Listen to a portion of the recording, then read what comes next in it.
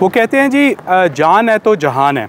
जब भी आप किसी हाउसिंग सोसाइटी में शिफ्ट होते हैं तो सबसे पहला सवाल किसी कंसल्टेंट से ये होता है कि वहाँ की हेल्थ एक्टिविटीज़ कैसी हैं, वहाँ पे जो हेल्थ की सहूलियात हैं, अगर कोई भी खुदा न ख्वास्ता कोई एमरजेंसी होती है तो हमें क्या क्या सहूलियात अवेलेबल होती हैं। आज ही हम लोग MPCHS के प्रोजेक्ट B17 में मल्टी मेडिकल सेंटर में आए हैं और आज हम इनके मिलेंगे इनके स्टाफ से और ये इस बारे में हमें गाइड करेंगे भाई अंदर सहूलियात है क्या क्या। बेसिकली ये वीडियो आप तमाम लोगों के लिए जो अंदर रिहायशी हैं या शिफ्ट होना चाहते हैं या आपका प्लॉट है, ताकि आपको पता हो कि अगर कल फ्यूचर में आप यहाँ पे अंदर रिहाइश पजीर होते हैं तो आपको क्या क्या सेहत की सहूलियात मिलेगी। आइए जी चलते हैं अंदर।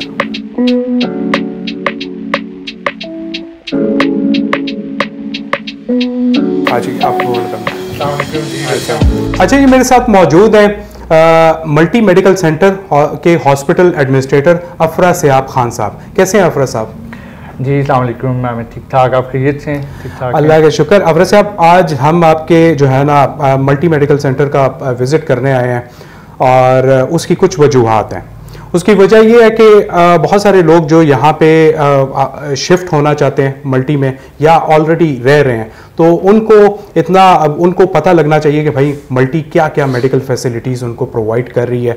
अच्छा, सबसे पहले थोड़ा सा मुझे ब्रीफ कर दें कि आपके पास जो हेल्थ फैसिलिटीज़ में मल्टी मेडिकल सेंटर में है क्या क्या? जी जी, मैं आपको जो है थोड़ा बेसिक से स्टार्ट करूँगा कि मल्टी मेडिकल सेंटर या कोई भी हेल्थ सेंटर हो तो उसके लेवल्स जो हैं वो क्या होते हैं। तो हर हेल्थ सेंटर का एक प्राइमरी लेवल होता है, एक सेकेंडरी लेवल होता है और एक टर्शियरी लेवल होता है। प्राइमरी लेवल आपका वो लेवल होता है कि जिसमें आपका एक मेडिकल ऑफिसर अवेलेबल होता है और वो फर्स्ट एड तक जो है पेशेंट को जो है ट्रीट कर सकता है।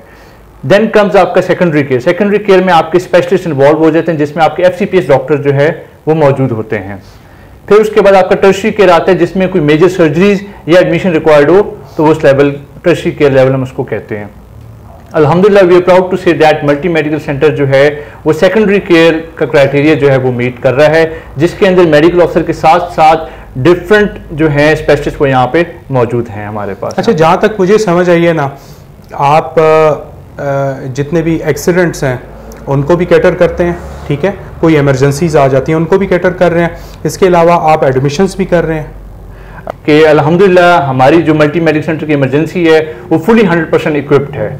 हमारे पास डिफरेंट किस्म की इमरजेंसीज आती हैं जिसमें RTA केसेस हो गए, रोड ट्रैफिक एक्सीडेंट केसेस हमारे पास यहाँ पे बहुत ज़्यादा आते हैं। बच्चों को फिट्स पड़ जाते हैं वो हमारे पास यहाँ पे आते हैं। अक्सर लोग जो हैं फूड पॉइजनिंग के या कोई पॉइजन खा लेते हैं वो यहाँ पे आते हैं जिनको हम स्टमक वॉश करते हैं। उसके अलावा जो है किसी को स्ट्रोक हो जाए या हार्ट अटैक हो जाए तो वो केसेस भी हम यहाँ पे जो है हैंडल कर रहे हैं अपनी इमरजेंसीज में। अच्छा, ये बताएं कि जैसे B17 से वैसे आपको मेजर केसेस आते किस तरह टाइप के से? देखिए, जैसे मैंने आपको बताया कि यहाँ पे जो B17 के स्पेसिफिक जो अंदर मेजर केसेस हैं उस पे नंबर 1 पे है RTA केस। क्या होता है? RTA is road traffic accident case, जिसमें ज्यादातर जो बाइक्स पे लोग यहाँ पे ट्रेवल कर रहे हैं रॉन्ग वेज में, तो वो यहाँ पे या स्पीड ब्रेकर पे तेजी से जो है ना आते हैं, तो उसमें बच्चे भी होते हैं बड़े भी होते हैं, तो वो यहाँ पे आते हैं और उनकी ऐसी कंडीशन होती है कि अक्सर उनको 20-30 स्टिचेस जो है ना हमें वो करना पड़ जाता है, उनको हैंडल करना पड़ता है। इसी तरह कुछ वर्क प्लेस पे लोग हैं या कुछ घरों में लोग हैं जो अक्सर उनको चाकू से कट लग जाए या कुछ ऐसा हो जाए, ब्लेड कट लग जाए, तो वो भी यहाँ पे आते हैं। फिर यहाँ पे जैसे आपको पता डेवलपमेंट हो रही है तो काफ़ी लेबर्स यहाँ पे जो है वो काम कर रहे हैं, तो अक्सर जो है लोग छत से गिर जाते हैं या काम करते हुए ग्राइंडर से किसी का हाथ कट जाता है, तो वो सारे केसेस जो है हम यहाँ पे हैंडल कर रहे हैं। अच्छा, आपने मुझे एक चीज़ इसमें बताई है कार्डियक का, मतलब किसी को अगर हार्ट अटैक आ जाता है इधर मल्टी में तो आपके पास इतनी फैसिलिटी है कि उसको आप हैंडल कर सकें? मैं आपको अभी 2 डेज बैक का मैं आपको एक वाकया करता हूँ। वैसे तो हम इस तरह के हमने कई केसेस किए हैं, लेकिन अभी जो रिसेंटली एक किस्सा हुए, हमारे पास एक पेशेंट आया जिसको MI हुआ, ECG के अंदर उसका MI आया, पेशेंट वॉज अनकॉन्शियस। जब वो यहाँ पे उसकी सारी फैमिली परेशान थी, जो ड्यूटी पे मेडिकल ऑफिसर मौजूद थे उनको फ़ौरन इमरजेंसी में शिफ्ट किया और हार्ट के पेशेंट का एक ACS प्रोटोकॉल होता है हमारे मेडिकल गाइडलाइंस पे, वो उन्होंने ACS प्रोटोकॉल उनको दिया और फ़ौरन हमने अपनी मल्टी की एम्बुलेंस बुलाई और उनको हमने फ़ौरन AFIC रेफर किया। तो कुछ उसके 1-2 घंटे बाद हमें AFIC के कार्डियोलॉजिस्ट की कॉल आई और उन्होंने कहा कि आप लोगों ने जो इनको फर्स्ट एड और इस प्रोटोकॉल प्रोवाइड किया है उस वजह से जो है ये पेशेंट जो है ये बच। तो आप ये एक बहुत बड़ी फैसिलिटी है कि अल्लाह ना करे किसी को अगर कोई भी इस तरह की इमरजेंसी वाकई हो तो वो जो डिले बंदा यहाँ से बाहर जाएगा तो उसको with in 2 minutes 3 minutes door step पे जो है एक हेल्थ सेंटर मौजूद है जहाँ जो इमरजेंसी हर किस्म की हैंडल कर सकता है। अच्छा, मैं अभी थोड़ी देर पहले अंदर होके आया था, मुझे वहाँ पे बाहर लिखा हुआ था कि आपके पास गायनी की भी फैसिलिटी है, आपके पास डेंटल की भी फैसिलिटी है, स्किन की भी फैसिलिटी है, कोई माइनर ओटी भी है। अच्छा, ये सारी फैसिलिटीज़ तो हम विज़िट करेंगे। वैसे ये मुझे बता दें कि यहाँ पे कोई गायनी में कोई इस तरह केसेस होते हैं, लाइक डिलीवरी के केसेस भी हैंडल किए जाते हैं? जी बिल्कुल, हमारे पास बहुत अच्छा यहाँ पे मैटरनिटी डिपार्टमेंट हमने यहाँ लास्ट केस कब आया था आपके पास? लास्ट केस हमारे पास अभी 2 डेज पहले केस आया नॉर्मल डिलीवरी का, और अल्हम्दुलिल्लाह हमने 15 डिलीवरीज यहाँ पे सक्सेसफुल कर चुके नॉर्मल डिलीवरी। चलिए, ये तो बड़े अच्छी बात होगी। और बस चलते हैं और विज़िट करते हैं ताकि अपने लोगों को दिखा सकें कि भाई कि ये जितनी भी बातें कर रहे हैं वाकई में ये मौके पे मौजूद हैं। जी श्योर, चले चलते हैं।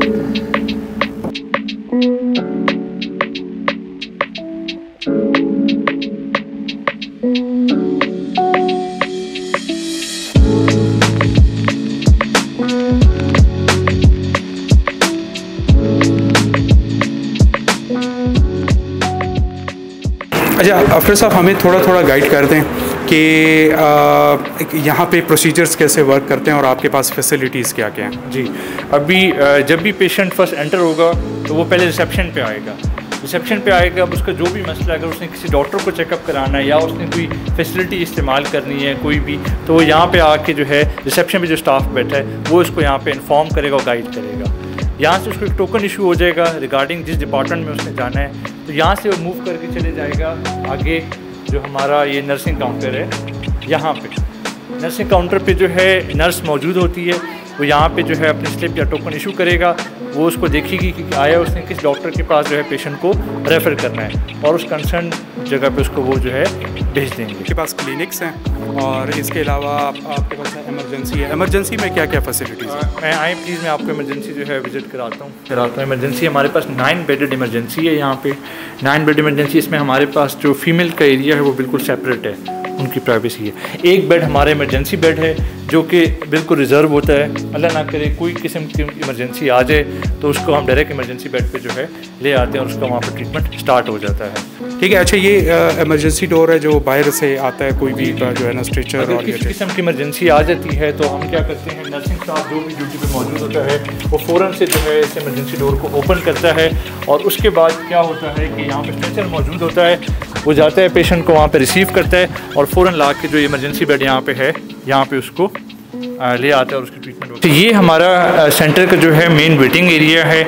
इसमें जो है ये मेल्स का वेटिंग एरिया है और ये आपको जो है फीमेल का वेटिंग एरिया मिलता है। और इसी साइड पे जो है लैब की फैसिलिटी मौजूद है कि जिन पेशेंट के अगर कोई लैब टेस्ट वगैरह हैं तो चुगताई लैब यहाँ पे है, वो यहाँ पे अपने टेस्ट वगैरह कर सकते हैं। ये ब्लड कलेक्शन पॉइंट है, ये ब्लड कलेक्शन पॉइंट है यहाँ पर उनके सैंपल जो है कलेक्ट होते हैं और पेशेंट जो है उसके बाद अगर कुछ उसको मेडिसिन वगैरह चाहिए तो हॉस्पिटल के अंदर ही मेडिकल सेंटर की अपनी डिस्पेंसरी मौजूद है, तो उसको बाहर जाने की ज़रूरत नहीं है। उसको एक ही जगह पे डिस्पेंसरी, लैब्स और ये फैसिलिटी उसको यहाँ पे अवेलेबल हैं। 2 क्लिनिक्स हमारे पास यहाँ पे अवेलेबल हैं। इसमें डिफरेंट डॉक्टर्स जो हैं डिफरेंट टाइमिंग्स में अवेलेबल होते हैं। पीड्स के डॉक्टर स्पेशलिस्ट अवेलेबल हैं यहाँ पे, मेडिकल स्पेशलिस्ट अवेलेबल हैं, स्किन स्पेशलिस्ट अवेलेबल हैं, ऑर्थोपेडिक स्पेशलिस्ट यहाँ पे अवेलेबल हैं और मेडिकल ऑफिसर जो है वो राउंड द क्लॉक यहाँ पे अवेलेबल हैं। जितने कंसल्टेंट्स हैं, स्पेशलिस्ट हैं, उनकी Monday to Saturday evening time पे जो है 6 PM से लेकर 9 PM तक जो है यहाँ पे अवेलेबल होते हैं। सिर्फ संडे के दिन जो है वो MBBS मेडिकल ऑफिसर डॉक्टर जो है वो यहाँ पे अवेलेबल होते हैं। अफसर साहब, मैं देख रहा हूँ यहाँ पे हिफाजती टीके भी लगते हैं, उनको किसी गवर्नमेंट की डिस्पेंसरी में नहीं जाना पड़ता रिहायशियों को, वो क्या क्या दिन है यहाँ पे? जी, ये हमने अपने B17 के रिहायशियों के लिए एक फैसिलिटी की है, डिस्ट्रिक्ट हेल्थ के साथ हमने लाइजोन किया हुआ है।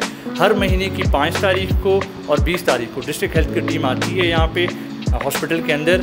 सुबह उसके टाइमिंग्स जो है 10 से लेके 1 बजे तक उसका टाइम है और यहाँ पे बच्चों को जो है फ्री हिफाजती टीके जो है वो यहाँ पे लगाए जाते हैं हमारे हॉस्पिटल में। अभी मैं आपको डेंटल डिपार्टमेंट विज़िट कराता हूँ, आप प्लीज़ मेरे साथ आएँ।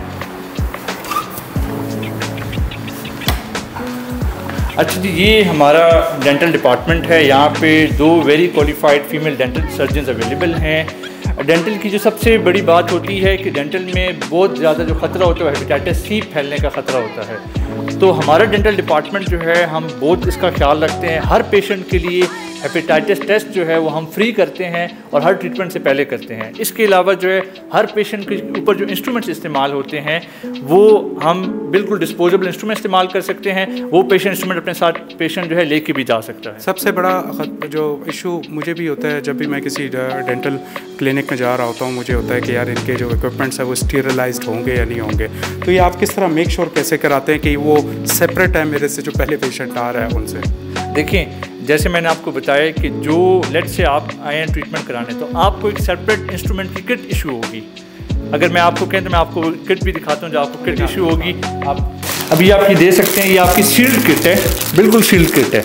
तो ये अगर आप आएंगे तो ये आपके नाम पे इशू होगी और आप अपना ट्रीटमेंट इसके अंदर करके आप इसको अपने साथ लेके भी जा सकते हैं। तो इसमें आपको सेफ्टी ये है कि आपके ऊपर अपना जो आपका डिस्पोजेबल इंस्ट्रूमेंट इस्तेमाल होगा। मतलब ये जब मैं आऊँगा और इस डेंटल क्लिनिक में आऊँगा, जो मल्टी मेडिकल सेंटर के अंदर डेंटल क्लिनिक है, और वो कह रहे हैं कि ये आपकी पर्सनल किट हो जाएगी, आप अपने साथ लेके भी जा सकते हैं। ऐसा ही है? बिल्कुल, डेफिनेटली ऐसे ही। अच्छा जी, हम आगे चलते हैं, अगले फैसिलिटी की तरफ चलते हैं।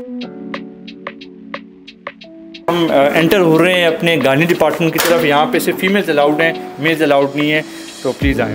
अच्छा, ये हमारा गायनी का वेटिंग एरिया है। जो भी गायनी की पेशेंट है वो जब यहाँ पे आती हैं तो LHP यहाँ पे मौजूद होती हैं जो कि उनको रिसीव करती हैं और उनको फिर यहाँ से जो है डॉक्टर की क्लिनिक जो है वो भेजती हैं। मैं आपको डॉक्टर का क्लिनिक जो है वो विजिट कराता हूँ। पेशेंट को फिर गायनेकोलॉजिस्ट के पास जो है अंदर आ जाते हैं और यहाँ पे जो है गायनेकोलॉजिस्ट जो है उनको कंसल्ट करती है और अगर उसमें अल्ट्रासाउंड की ज़रूरत हो तो यहाँ पे हमारे पास अल्ट्रासाउंड की फैसिलिटी मौजूद है। एडवांस मशीन है, 4 Pro मशीन है, तो यहाँ पे उनका अल्ट्रासाउंड भी और स्कैन वगैरह वो यहाँ पे फैसिलिटी अवेलेबल है। बजाय इसके कि वो बाहर जाएँ यहाँ से, तो इधर ही B17 के अंदर उनको अल्ट्रासाउंड और गायनेकोलॉजिस्ट की फैसिलिटी अवेलेबल है। ये आप सही कह रहे हैं, बहुत बड़ी जो है ना एक प्रॉब्लम है। जब भी आप जो है ना गायनी की फैसिलिटीज़ होती नहीं है नॉर्मली मुख्तलिफ। इसको मेरे ख़्याल में जब मैं पहले इसको देखता था, इसको एज अ डिस्पेंसरी देखता था, लेकिन ये पूरा फुल फ्लेज हॉस्पिटल है।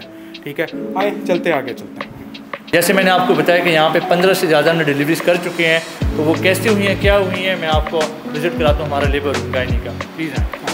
ये हमारा जो है लेबर रूम है गायनी का और इसमें आप देखें हमारे पास जितनी मशीन्स हैं तो वो सारी इंपोर्टेड मशीन्स हैं। जो लेबर बेड है वो भी अमेरिकन हिल रूम का लेबर बेड है। जो हमारे पास बेबी वार्मर है वो भी इंग्लैंड कॉस्टिकॉट का वार्मर है। पेशेंट यहाँ पे जो है उसकी डिलीवरी होती है और यहीं पे पेशेंट को रिटेन कर लिया जाता है। ऑब्जर्वेशन में होती है, जब तक गायनेकोलॉजिस्ट जो है उसको सेटिस्फाई नहीं होती तब तक पेशेंट को डिस्चार्ज नहीं किया जाता। लेकिन अमूमन ये होता है कि अल्हम्दुलिल्लाह पेशेंट जो है 2-3 घंटे में स्टेबल हो जाता है और हम बच्चे को माँ के साथ सेफली जो है उसके घर जो है हम उसको डिस्चार्ज कर देते हैं। लास्ट डिलीवरी कब हुई थी? लास्ट डिलीवरी हमारे 2 डेज़ बैक जो है वो डिलीवरी हुई और वो बेबी गर्ल एक हुई थी इसमें। बड़ी अच्छी बात है जी, पूरी सारी फैसिलिटीज़ मौजूद हैं गायनी डिपार्टमेंट की भी।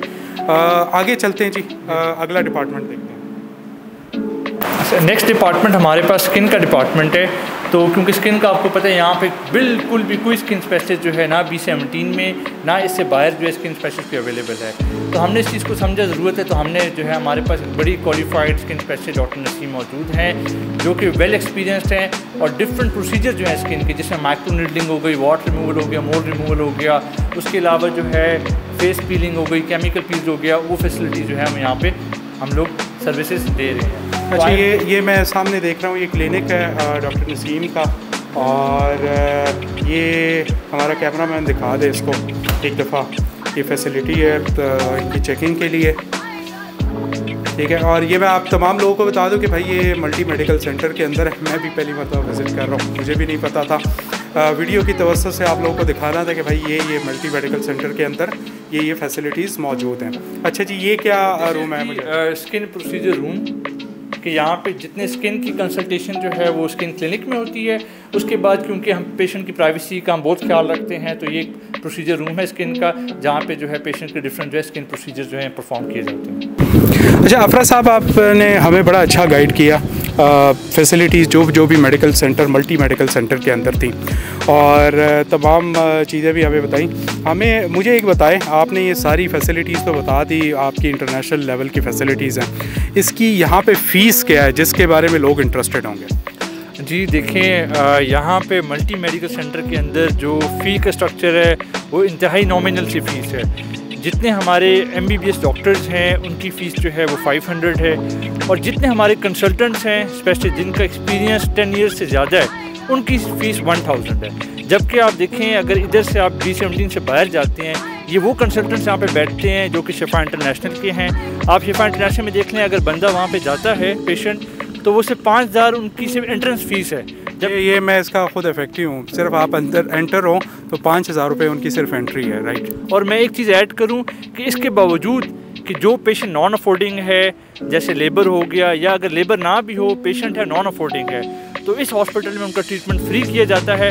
उसका तरीकाकार ये है कि वो रिसेप्शन पे बता दे कि मैं नॉन अफोर्डिंग हूँ, उसकी एडमिनिस्ट्रेशन ऑफिस में वेरिफिकेशन होती है, हम उनको एक हेल्थ कार्ड इशू कर देते हैं और उनका सारा ट्रीटमेंट विद मेडिकेशन यहाँ पे फ्री किया जाता है। ठीक है जी, जितनी सोसाइटी में जितने इम्पोर्टेंट उसके रिहायशी होते हैं, उतना इम्पोर्टेंट इसको जो है ना बिल्ड करने वाले वो लेबर तबका, वो मज़दूर तबका होता है। और इन्हें बड़ी अच्छी बात की है, और मुझे ये इसका मालूम नहीं था कि यहाँ पे जो लेबर की से कोई चार्जेस नहीं लिए जाते उसकी किसी भी चेकअप के या उसकी किसी भी ट्रीटमेंट के। तो ये हमारे साथ मौजूद थे जी हॉस्पिटल एडमिनिस्ट्रेटर, MPCHS का प्रोजेक्ट है B17, उसमें मल्टी मेडिकल सेंटर के हॉस्पिटल एडमिनिस्ट्रेटर अफरा साहब मेरे साथ मौजूद थे।